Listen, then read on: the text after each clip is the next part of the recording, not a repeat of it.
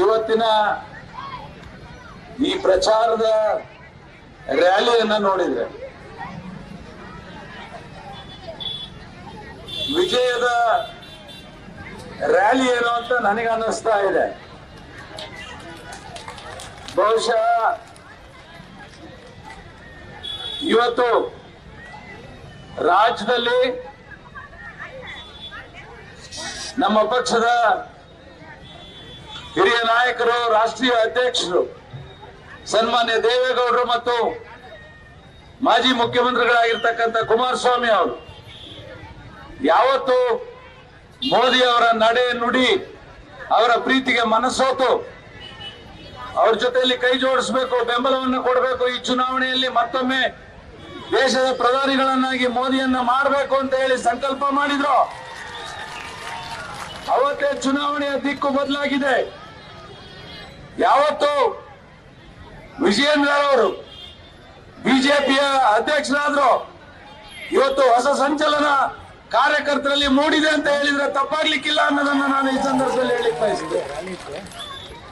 ಇವತ್ತು ಮಾನ್ಯ ದೇವೇಗೌಡರು ಮತ್ತು ಮೋದಿ ಅವರು ಅನೇಕ ಪ್ರಚಾರ ಸಭೆಯಲ್ಲಿ ಪಾಲ್ಗೊಂಡಿರ್ತಕ್ಕಂಥದ್ದು ಮತ್ತು ಸಂದೇಶವನ್ನು ಕೊಟ್ಟಿರ್ತಕ್ಕಂಥದ್ದು ನೋಡಿದ್ರೆ ಈ ರಾಜ್ಯದಲ್ಲಿ 28ಕ್ಕೆ 28 ಕೂಡ NDA ಅಭ್ಯರ್ಥಿಗಳು ಗೆಲ್ಲೋದ್ರಲ್ಲಿ ಅನುಮಾನವೇ ಇಲ್ಲ ಅನ್ನೋದನ್ನು ನಾನು ಈ ಸಂದರ್ಭದಲ್ಲಿ ಹೇಳಿ ಬಯಸ್ತೇನೆ.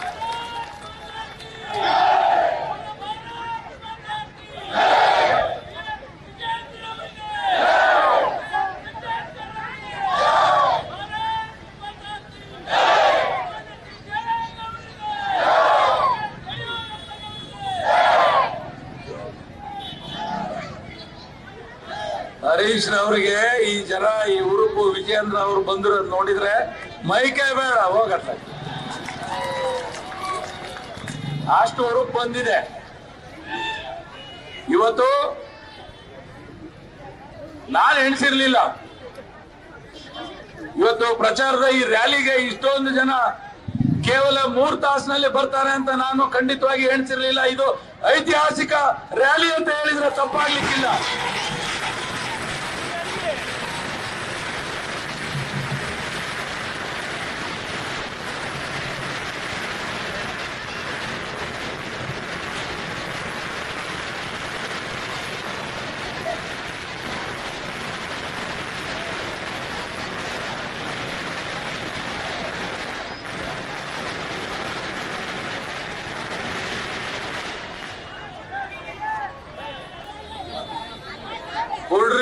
ಕುಡ್ರಿಗೆ ಕಣ್ಣು ಬಂದಿದೆ, ಕುಂಟ್ರಿಗೆ ಕಾಲ್ ಬಂದಿದೆ, ಓಟ್ ಹಾಕ್ಲಿಕ್ಕೆ ರೆಡಿ ಆಗಿದ್ದಾರೆ ಅಂತ ಹೇಳ್ಬೋದು.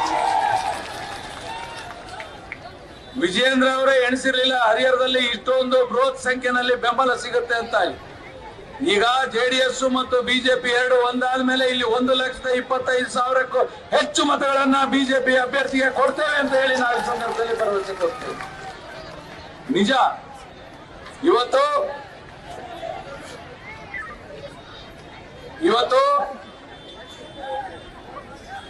ಕ್ಷೇತ್ರ ಸರ್ಕಾರ ಮಲ್ತಾಯಿ ಧೋರಣೆ ತೋರ್ತಾ ಇದೆ.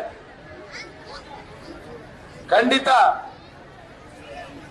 ಈ ವಾತಾವರಣದಲ್ಲೂ ಕೂಡ ನಾವು ಬಿಜೆಪಿ ಅಭ್ಯರ್ಥಿಗೆ ಅತಿ ಹೆಚ್ಚು ಮತಗಳನ್ನು ಕೊಡಬೇಕು ಅಂತ ಹೇಳಿ ನಾವು ಇಲ್ಲೇನ್ ಪ್ರಯತ್ನ ಮಾಡ್ತಾ ಇದ್ದೀವಿ, ಇದು ಸಫಲ ಆಗತ್ತೆ ಖಂಡಿತ. ಏನು ಇವತ್ತು ಹಿಂದಿನ ಸರ್ಕಾರದಲ್ಲಿ ಅತಿ ಹೆಚ್ಚು ಕೆಲಸ ಕಾಮಗಾರಿಗಳಾಗಿದ್ದಾವೆ, ಇವತ್ತು ಕುಂಠಿತ ಆಗಿದ್ದಾವೆ. ಕಾಂಗ್ರೆಸ್ ಸರ್ಕಾರ ನಾಡು ಮತ್ತು ನಾಡಿನ ರಕ್ಷಣೆ ಮಾಡೋದ್ರಲ್ಲಿ, ನಾಡಿನ ಜನರ ರಕ್ಷಣೆ ಮಾಡೋದ್ರಲ್ಲಿ, ಪ್ರಾಣ ರಕ್ಷಣೆ ಮಾಡೋದ್ರಲ್ಲಿ ವಿಫಲ ಆಗಿದೆ.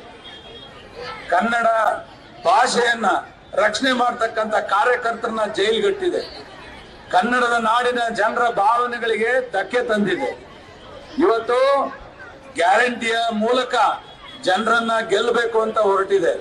ಗ್ಯಾರಂಟಿ ವಿಫಲ ಆಗಿದೆ. ಆದ್ರೆ ಗಾಯತ್ರಿ ಸಿದ್ದೇಶ್ವರ್ ಅವರು ಮತ್ತು MP ಆಗ್ತಕ್ಕಂಥದ್ದು ಗ್ಯಾರಂಟಿ, ಮೇಲೆ ಪ್ರಧಾನಿಗಳು ಮತ್ತೊಮ್ಮೆ ಮೋದಿ ಆಗ್ತಕ್ಕಂಥದ್ದು ಗ್ಯಾರಂಟಿ ಅನ್ನೋದನ್ನ ನಾನು ಈ ಸಂದರ್ಭದಲ್ಲಿ ಹೇಳುತ್ತೇನೆ. ಇವತ್ತು ಕಾಂಗ್ರೆಸ್ನವರು ಅನೇಕ ಪೊಳ್ಳು ಭರವಸೆಗಳನ್ನ ಕೊಡ್ತಾ ಇದ್ದಾರೆ. ಆ ಭರವಸೆಗಳಿಗೆ ಇವತ್ತು ಮತದಾರರು ಮಾರು ಹೋಗ್ಬಾರ್ದು, ಮೋಸ ಹೋಗ್ಬಾರ್ದು. ಪಕ್ಕದಲ್ಲೇ ಮಂತ್ರಿಗಳು ಇರ್ತಕ್ಕಂಥವ್ರು ಈ ಕ್ಷೇತ್ರಕ್ಕೆ ಯಾವ ಅನುದಾನವನ್ನು ಕೂಡ ಕೊಡ್ಲಿಲ್ಲ, ಯಾವ ಹಿತವನ್ನು ಬಯಸಲಿಲ್ಲ, ಯಾವ ಅಭಿವೃದ್ಧಿಯನ್ನು ಮಾಡಲಿಲ್ಲ. ಕೇವಲ ಓಟ್ಗಾಗಿ ಇವತ್ತು ಹರಿಹರ ಕ್ಷೇತ್ರವನ್ನೇ ಗುರಿಯನ್ನಾಗಿ ಇಟ್ಕೊಂಡಿದ್ದಾರೆ. ಖಂಡಿತ ನಿಮಗೆ ಓಟ್ ಸಿಗೋದಿಲ್ಲ. ಇಲ್ಲಿ ಕೆಲವು ಮತಗಳನ್ನು ಬಿಟ್ರೆ ಇವತ್ತು ಸಂಪೂರ್ಣವಾಗಿ ಬಿಜೆಪಿಗೆ, ಕಮಲಕ್ಕೆ ಓಟ್ ಸಿಗ್ತವೆ ಅನ್ನೋದು ಗ್ಯಾರಂಟಿ ಅನ್ನೋದನ್ನ ನಾನು ಈ ಸಂದರ್ಭದಲ್ಲಿ ಹೇಳಲಿಕ್ಕೆ ಬಯಸ್ತೇನೆ. ಇವತ್ತು ಹೆಚ್ಚು ಮಾತನಾಡ್ತಕ್ಕಂಥದ್ದು ಏನಿಲ್ಲ. ಇವತ್ತು ದೇಶದ ಪ್ರಧಾನಿಯವರು ದೇಶದ ಜನರ ಭಾವನೆಯನ್ನ ಗೆದ್ದಿದ್ದಾರೆ, ಮನಸ್ಸನ್ನ ಮುಟ್ಟಿದ್ದಾರೆ. ಶ್ರೀರಾಮ ಮಂದಿರವನ್ನ ಕಟ್ಟಿ ಸಮರ್ಪಣೆ ಮಾಡೋದ್ರ ಮೂಲಕ ದೇಶಕ್ಕೆ ಒಂದು ಹೊಸ ಆಯಾಮವನ್ನ ಕೊಟ್ಟಿದ್ದಾರೆ. ಖಂಡಿತವಾಗಿ ಜನರ ಭಾವನೆಯನ್ನ ಗೆದ್ದಿದ್ದಾರೆ. ಏನು ಕಾಂಗ್ರೆಸ್ನವರು ಭಾರತ್ ಜೋಡೋ ಎಲ್ಲಿದ ಭಾರತ್ ಜೋಡೋನು ಇಲ್ಲ, ಏನೂ ಇಲ್ಲ. ಇವತ್ತೆಲ್ಲ ತೋಡೋ. ಖಂಡಿತವಾಗಿ ನಾವು ಗೆಲ್ತೀವಿ.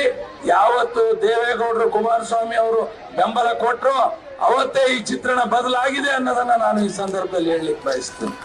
ಏನು ಇವತ್ತು ಕಾಂಗ್ರೆಸ್ನ ಮುಖಂಡರು ಕ್ಷೇತ್ರದ ವಿಚಾರವಾಗಿ ಅನೇಕ ಭರವಸೆಗಳನ್ನು ಕೊಡ್ತಾ ಇದ್ದಾರೆ. ಎಲ್ಲಿದ್ದೀರಿ? ಈಗ ಚುನಾವಣೆ ಬಂದ ತಕ್ಷಣ ಬೈರನ್ಪಾದ್ ನೆನಪಾಗತ್ತೆ ನಿಮಗೆ. ಅಗಸನ್ ಕಟ್ಟೆ ಕತೆ ಎಲ್ಲೋಯ್ತು? ಇದೇ ಮಂತ್ರಿಗಳು 2018ರಲ್ಲಿ ಬಂದು ಚುನಾವಣೆ ಪೂರ್ವದಲ್ಲಿ ದಿಕ್ ನೋಡಿ, ದಶೆ ನೋಡಿ ಅಗಸನ್ ಕಟ್ಟೆ ಕೆರೆ ಅಭಿವೃದ್ಧಿ ಮಾಡ್ತೀವಿ ಅಂತ ಹೇಳಿದ್ರಲ್ಲ, ಎಲ್ಲೋದ್ರಪ್ಪ? ಎಲ್ಲೋದ್ರಿ? ಕಾಂಗ್ರೆಸ್ನ ಅಭ್ಯರ್ಥಿಗಳು ಚುನಾವಣೆ ಪೂರ್ವದಲ್ಲಿ ಇದೇ ಸರ್ಕಲ್ ನಲ್ಲಿ ಎಲ್ಲರನ್ನು ನಿಲ್ಸಿ ಸೈನ್ ಹಾಕ್ಸಿ ಮೆಡಿಕಲ್ ಕಾಲೇಜ್ ತರ್ತೀವಿ ಅಂದಿದ್ರಲ್ಲಪ್ಪ. ಈಗ ನಿಮ್ದೇ ಸರ್ಕಾರ ಐತಿ, ಎಲ್ಲೈತಪ್ಪ ಮೆಡಿಕಲ್ ಕಾಲೇಜು? ಕೊಂಡಜ್ಜಿ ಕೆರೆ ನೀರ್ ತುಂಬಿಸ್ಲಿಲ್ಲ, ಕೊಮಾರನಹಳ್ಳಿ ಕೆರೆ ನೀರ್ ತರಲಿಲ್ಲ, ಹರಿಹರಕ್ಕೆ ಅಭಿವೃದ್ಧಿ ಮಾಡಲಿಲ್ಲ, ಹರಿಹರಕ್ಕೆ ಒಂದ್ ಬಿಡಿ ಕಾಸು ಕೊಡ್ಲಿಲ್ಲ. ಸುಮ್ನೆ ಭರವಸೆ ಕೊಡೋದು, ಸುಳ್ಳು ಹೇಳೋದು, ಮಾತು ಕೊಡೋದು. ಇಲ್ಲೇನೋ ಇಂಡಸ್ಟ್ರಿಯಲ್ ಕಾರಿಡಾರ್ ಮಾಡ್ತಾರೆ. ಇಂಡಸ್ಟ್ರಿಯಲ್ ಕಾರಿಡಾರ್ ಯಾರಪ್ಪ ಮಾಡಬೇಕಾಗಿರೋದು? ಕೇಂದ್ರ ಸರ್ಕಾರದವರು. ಖಂಡಿತ ಮುಂದೆ ಮೋದಿ ಅವರು ಮತ್ತೊಮ್ಮೆ ಪ್ರಧಾನಿ ಆದ್ಮೇಲೆ ಹರಿಹರಕ್ಕೆ ಭರ್ಪೂರ್ ಯೋಜನೆಗಳನ್ನ ತರ್ತಾರೆ ಅನ್ನೋ ವಿಶ್ವಾಸ ಇದೆ. ಅದರಲ್ಲೂ ವಿಜೇಂದ್ರ ಅವರು ಕಣ್ಣಿಟ್ಟಿದ್ದಾರೆ. ಖಂಡಿತ ಹೆಚ್ಚಿನ ಅನುದಾನವನ್ನ ಕೊಡಿಸೋದ್ರ ಮೂಲಕ ಈ ಕ್ಷೇತ್ರದ ಅಭಿವೃದ್ಧಿಗೆ ಕೈ ಜೋಡಿಸ್ತಾರೆ ಅನ್ನೋ ವಿಶ್ವಾಸ ಇದೆ. ಟೊಳ್ಳು ಭರವಸೆಗಳಿಗೆ, ಸುಳ್ಳು ಮಾತುಗಳಿಗೆ, ಕಾಂಗ್ರೆಸ್ನವರು ಕೊಡ್ತಕ್ಕಂಥ ಸುಳ್ಳು ಏನು ಬೋಗಸ್ ಗ್ಯಾರಂಟಿಗಳಿಗೆ, ಈ ಗ್ಯಾರಂಟಿಗಳು ಬಂದ ಮೇಲೆ ಈ ಕ್ಷೇತ್ರದ, ಈ ರಾಜ್ಯದ ಅಭಿವೃದ್ಧಿ ಕುಂಠಿತ ಆಗಿದೆ.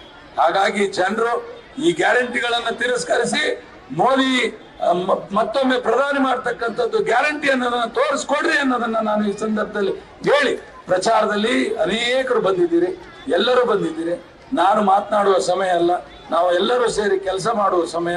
ಈಗ ಕಮಲದ ಗುರುತಿಗೆ ಓಟ್ ಕೊಡಿಸೋದ್ರ ಮೂಲಕ ನಾವೆಲ್ಲರೂ ಕೂಡ ಅತಿ ಹೆಚ್ಚು ಮತಗಳನ್ನ ಕೊಡಿಸಿ ಗಾಯತ್ರಿ ಸಿದ್ದೇಶ್ವರ ಅವ್ರನ್ನ ಆಶೀರ್ವದಿಸಿ ಅವ್ರನ್ನ ಎಂಪಿಯನ್ನಾಗಿ ಮಾಡಿ ಈ ಕ್ಷೇತ್ರದ ಸಂಪೂರ್ಣ ಅಭಿವೃದ್ಧಿಗೆ ಅವ್ರನ್ನ ತೊಡಗಿಸ್ಕೊಳ್ಬೇಕು ಅಂತ ಹೇಳಿ ಎಲ್ಲರೂ ಕೂಡ ಮನವಿ ಮಾಡಿ ನಾನು ಮಾತು ಮುಗಿಸ್ತೇನೆ. ಜೈ ಹಿಂದ್, ಜೈ ಕರ್ನಾಟಕ. ನ್ಯೂಸ್ ಫಸ್ಟ್, ನಿರ್ಭೀತಿಯಿಂದ ನಿಮ್ಮ ಪರವಾಗಿ.